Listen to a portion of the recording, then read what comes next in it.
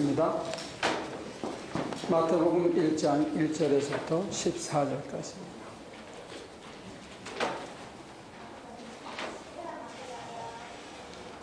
아브라함의 자손이요 다윗의 자손이 예수 그리스도의 계보는 이러하다.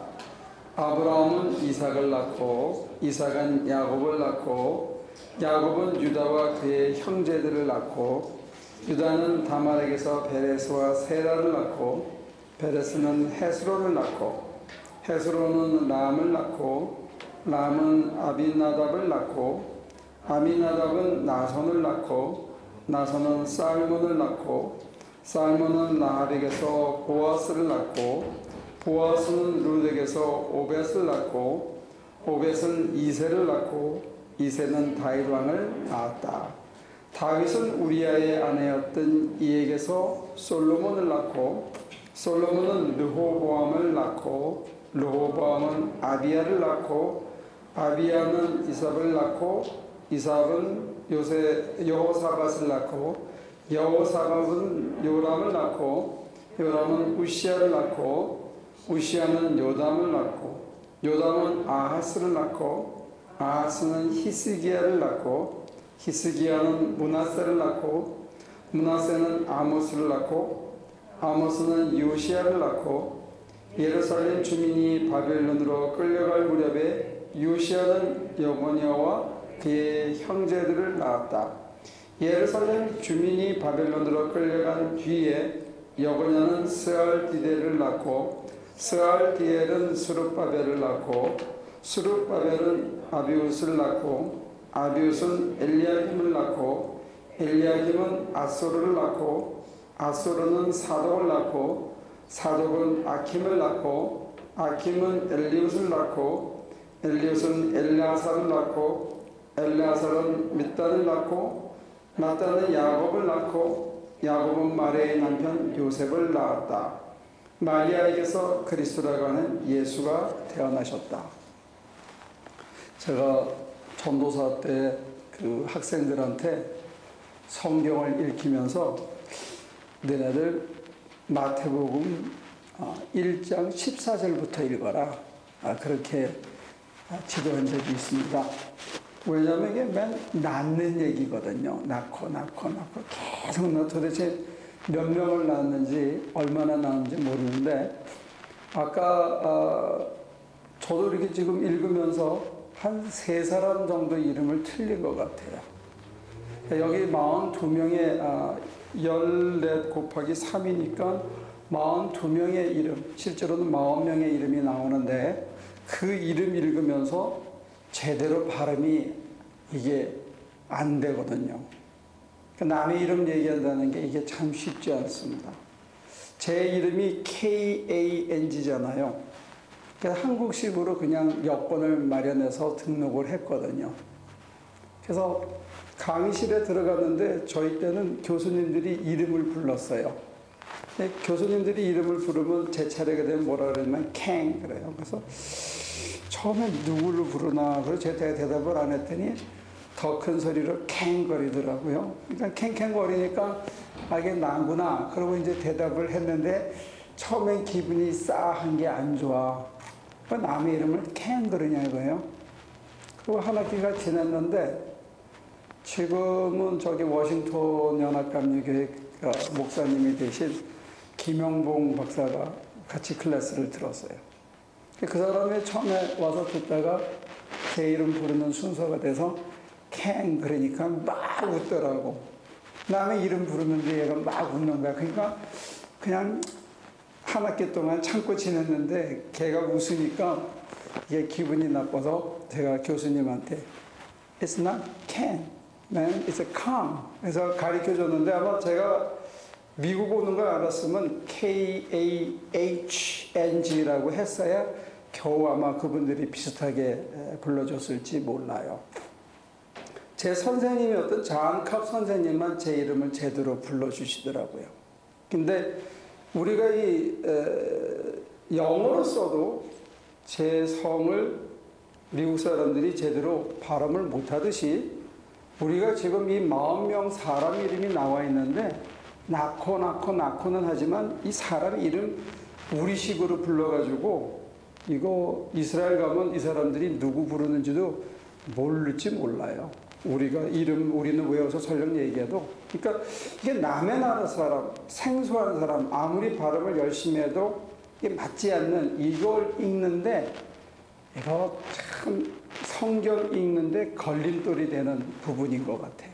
낳고 계속 낳고 성경은 너무 많이 낳는다, 이런 생각을 주는 그런 얘기인데, 이거를 이제 학교 가서 배우고 또 성경을 쭉 읽다 보니까 여러 가지가 여기 복합되어 있다는 거. 왜 성경에 족보 얘기를 먼저 썼는가? 그게 이유가 있더라는 거예요. 우리가 갖고 있는 성경은 마태복음이 먼저인데, 소위 학자들이 얘기하는 거는 Q라는 문서가 있었고, 그 다음에 마가복음이 제일 먼저 쓰여졌다. 하나님의 아들 예수 그리스도의 시작이라 이렇게 던지는, 그리고 이게 예언에 기록되어 있다는 마가복음하고 달리 이 마태복음은 시작을 쓰면서 족보 얘기를 꺼냈다는 거예요. 근데 족보를 집어넣었을 때는 그만한 이유가 있는데, 여러 가지 이유가 있는데, 그 중에 이제 학자들이 얘기하는 것 중에 권장사항 제1호는 이겁니다. 여자들의 이름에 관심하라. 이스라엘의 족보에는 여자 이름이 들어가지 않는다고 그래요. 근데 여기 여자 이름이 들어있는데 이 여자들의 이름이 참 다양합니다. 맨 처음에 나오는 사람이 누구죠? 다말입니다. 그래서 다말을 아이들은 다 말아먹었다 해서 다말이라 그러는데, 진짜 다 말아먹은 거예요. 뭘 말아먹었냐면 유다의 그 고매한 인격과 나름대로 평생 바르게 살라고 했던 그 모습을 이 며느리 다말이 다 말아먹었어. 그래서 야곱, 이스라엘의 12아들이 12지파를 하는데, 그 아들 유다에게서는 2지파가 나오게 해주는, 그래 유다 지파가 굉장히 숭앙받는 민족이고 그 구심점이 되는 그런 지파였는데, 그 시작인 유다가 어떻게 하다 보니까 일찍 상처해가지고, 또 자기 아들에게 시집온 며느리가 계속 아들이 죽으니까 마지막 아들은 안 주려고 그러는데, 그 다말이 꾀를 부려가지고 창기의 모습으로 싹 나타납니다. 그러고는 자기 시아버지하고 관계를 해가지고는 그 화대를 안 받고 징표를 하나 달라고 그래요. 그 징표를 받아서 간직하고 있다가, 아니 잠깐 나가 있는 며느리가 애를 가졌다니까 그 당시 풍습으로는 시아버지가 돌을 던져 죽일 수 있는 거였거든요. 그래서 그 씨가 누구 거냐 하고 가봤는데, 징표를 준 이의 것입니다 하고 징표를 던졌는데 이게 자기 거야. 그러니까 그 뱃속을 통해서 이게 내려온 거예요. 그러니까 성경에 기록된 여인의 이름들이 이게 굉장히 중요한데, 거기에 보면 유대인들이 제일 싫어한 그 룻, 이방인의 이름도 나오고, 심지어는 기생 라합의 이름도 나오고, 여기 여인 중에는 우리아의 아내라는 이름으로 이름 없이 여자가 하나 더 등장합니다. 그 위대한 다윗 왕에게서 나온 지혜의 화신 솔로몬은 사실은 남의 아내였어요. 남의 아내의 뱃속에서 다윗이 아들을 낳았는데 그의 이름이 솔로몬이었습니다. 그리고 맨 마지막에 소위 스캔들의 화신인 마리아는 처녀의 몸으로 애까지 가진 거예요. 그러니까 여기 나와 있는 여인이 5명인데, 이 여인 중에 한 사람은 자기 이름도 없고, 그 여인 중에 한 사람은 정말 시아버지하고 관계를 해가지고 아이를 낳고, 그 중에 하나는 유대인들이 싫어하는 이방인이고, 하나는 또 기생이고, 이런 복잡한 피를 통해서 스캔들의 맨 마지막에 예수가 탄생하셨다, 이거를 적나라하게 기록한 거예요. 그래서 이 족보의 얘기가 이런 인간사에 아주 어떤 면에서는 선택받은 아브라함의 자손이라고 선택받았다고 시작한 그 피 속에 정말로 자기들의 부끄러운 과거가 다 들어있는데, 그거를 가리지 않고 다 노출하고 그것을 극복하시니가 예수 그리스도다 하는 이 메시지를 담고 있는 것 같아요. 그래서 여기를 이제 다음 주에 보겠지만 14대 해서 완전수 7의 배열로 이 인간이 흘러온 역사 속에는 그냥 우연이나 사람의 산물이 아니라 하나님의 간섭과 하나님의 계획이 숨어 있다 하는 이런 신앙적인 고백이 여기 이제 또 해석이 담겨 있어요. 그런데 이번에 이 본문의 말씀을 보면서 한 주간 동안 묵상하다가 제가 느낀 거는 저한테 그런 어떤 일깨우신 것은 뭐냐면 왕들의 얘기예요. 아버지 다윗 밑에서 총명한 아들 솔로몬이 낳다가 말년에 진짜 다 말아먹거든요.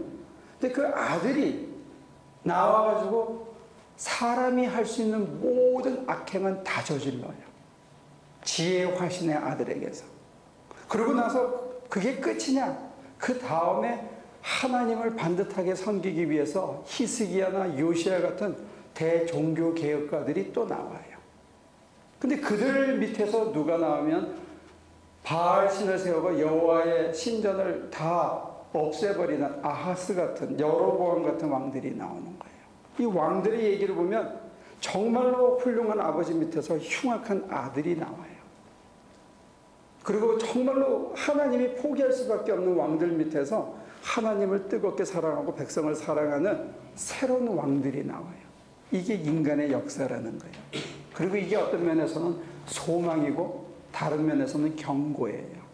우리가 포기할 수밖에 없는 자리에서 이걸 다 이기고 마침내 예수 그리스도가 오시듯이, 아니 그 전에 예수가 오신다는 하나의 징표로서 히스기야나 요시야가 오듯이 또 그들이 아무리 노력을 해도 종살이로 끌려가고 더 흉악한 아들이 더 흉악한 왕이 나오는 이런 인간사의 한계를 동시에 보여준다는 거죠.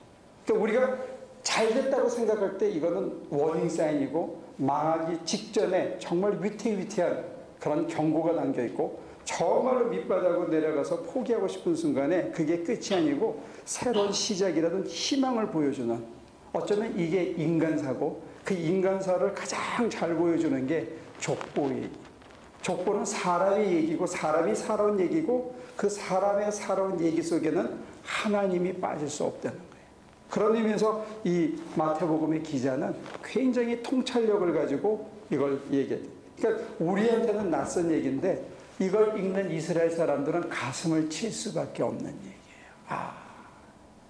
그때 그 아하스가 그러지만 않았어도, 그때 여로보암이 그러지만 않았어도 하는 자기 반성의 얘기고, 그때 조그만 히스기야가 요시야가 그러지 않았으면 종살이 안 갔을 텐데, 이런 아쉬움의 고백이고, 동시에 고대로 내려오던 자신들의 고유의 이름을 빼앗기고 남의 나라의 이름으로 불릴 수밖에 없었던 그 처절한 역사가 여기 담겨 있지만, 그걸 어떻게 하나님이 극복하시는가 하는 게 또 기록되어 있는 참 놀라운 얘기들이 여기에 쫙 있다는 거예요. 그리고 오늘 맨 마지막에 예수가 나타납니다. 인간의 그런 실패와 한계를 극복하는, 그리고 인간의 자랑과 교만과 그 허영이 극복되는 그 끝에 예수가 오셨다는, 그런 의미에서 보면 이 족보가 담고 있는 이 메시지는 참 오늘 어쩌면 우연의 일치인지는 몰라도 지난주에 우리가 요한계시록을 통해서 뭐라고 고백했냐면 주 예수여 오시옵소서 하고 기도했거든요. 그래서 예수님께서 내가 곧 가겠다 이렇게 약속을 하셨다고요. 그리고 한 주가 지나서 이렇게 딱 장을 넘겼는데 예수가 오시는 얘기가 여기 쫙 기록이 돼 있어요. 그럼 예수가 오시는 얘기 기록이 왔는데 누구한테 오느냐, 어떤 상황에서 오느냐, 이 얘기입니다. 근데 오늘 이 얘기를 더듬어 보면 예수가 오시면 실패한 자들 속에서 오십니다. 예수가 오시면 더럽고 추한 여인의 자궁을 통해서 오십니다. 예수가 오시면 허영되고 교만하고 이뤘다고 자랑하는 사람들 속에 오십니다. 예수는 가리지 않고 오십니다. 오셔서 새로운 시작을 하는 거예요. 아까 세례 준 것처럼 어제까지 살던 삶의 방식을 접고 새로운 삶의 방식으로 살아가는 것, 이게 사실은 부활입니다. 그리고 그런 인간의 한계를 갖고 사는 우리들에게 예수가 오셔서 이제 그걸 넘어서는, 절망이라고 생각하는 순간에 희망을 가지고 살아가는 삶, 내가 이뤘다고 하는데 겸손을 가르쳐주는 삶, 이게 다가 아니고 뭔가 더 있다라고 새롭고 위대한 소망을 꿈꾸고 사는 삶, 이걸 갖게 해주시는 이가 뭐냐? 그게 예수가 내 안에 사는 거예요. 사실은 그렇게 하면서 부활은 시작됩니다. 예수가 오셔서 정말 제대로 한번 사는 거예요. 사람답게 사는 거예요. 인간의 한계를 뛰어넘는 거예요. 사람들이 절망할 수밖에 없는 상황에 그 절망을 이겨내는 것, 이게 예수가 오셔서 사는 삶. 그런 의미에서 예수가 오시는 삶은 다시 사는 거예요. 제대로 사는 거예요. 그리고 이게 부활의 삶이에요. 그래서 오늘 여러분들의 심장 속에 예수가 오시면 진정한 의미의 극복이라는 삶이, 그리고 교만을 이기는 삶이, 방만하지 않는 겸손의 삶이 시작되는데, 그런 의미에 우리가 부활의 삶을 사는 것이다. 그렇게 고백할 수 있습니다. 여러분들이 부활의 삶을 사시면 좋겠어요. 실망할 이유가 전혀 없습니다. 그리고 내 과거가 어떻다고 포기할 이유가 없습니다. 여기 예수님이 오신 족보를 보세요. 이 족보보다는 여러분들의 족보가 좀 나을 겁니다.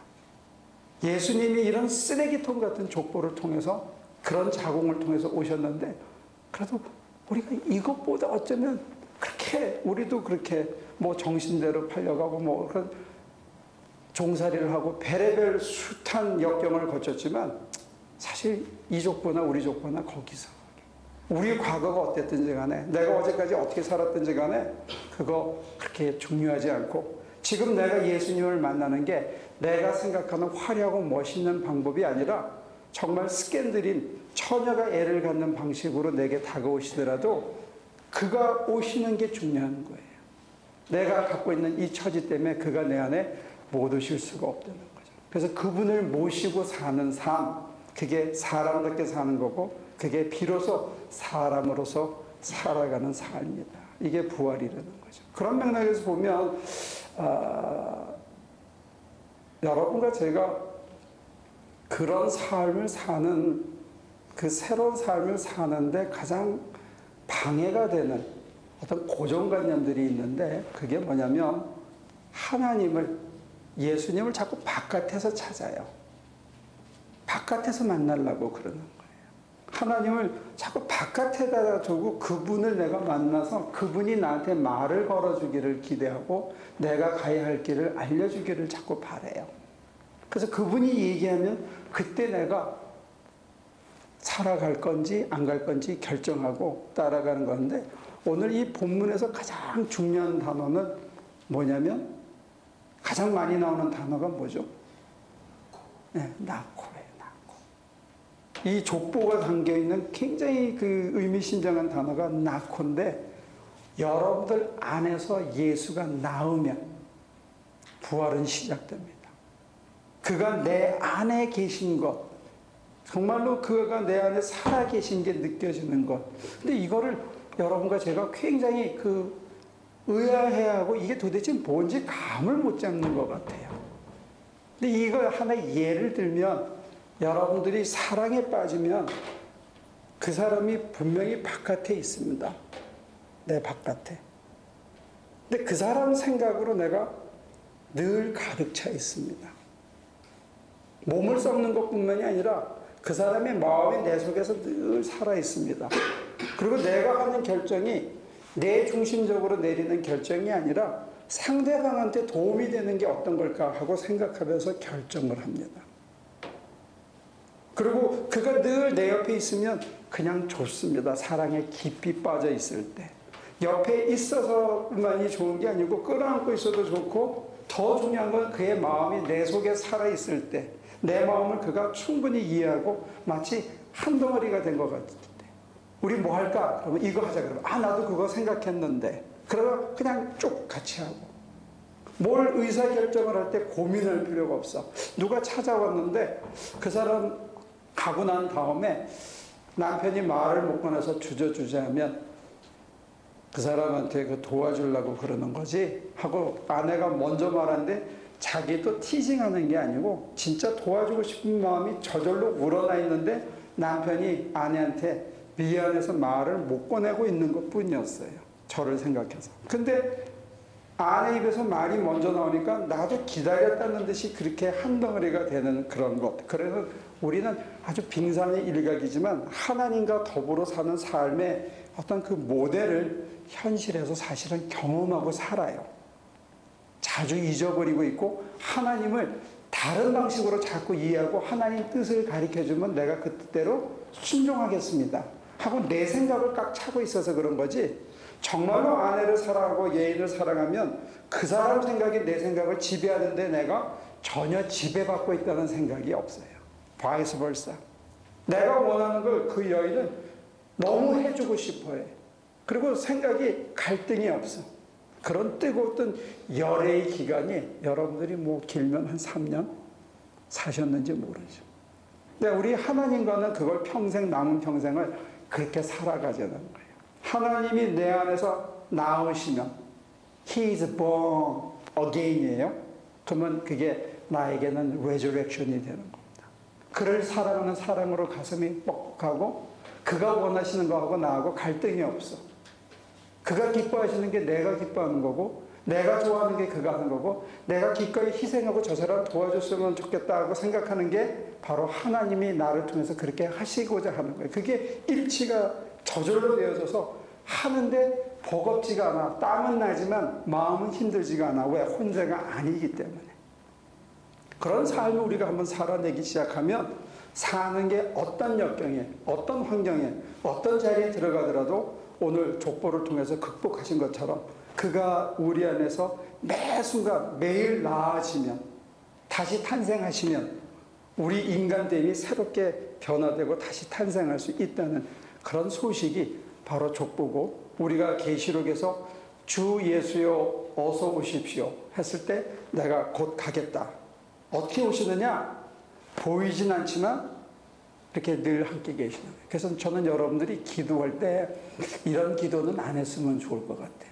하나님 우리와 함께 해 주시옵소서. 그게 귀찮으실 것 같아요. 아니 내가 같이 있는데 왜 맨날 같이 해달라고 그러냐. 같이 사랑하는 사람한테 당신 나 사랑해? 사랑해? 사랑해? 그러면 이게 귀찮다고요. 그걸 느껴야지. 하나님이 우리랑 늘 함께 하시는데 하나님 함께 해주세요. 이게 기도가 좀 문제가 있는 것 같아요. 그럼 기도를 바꿔야죠. 그죠? 당신이 나랑 함께하고 있음을 제가 더 뼈시리게 알게 하여 주시옵소서.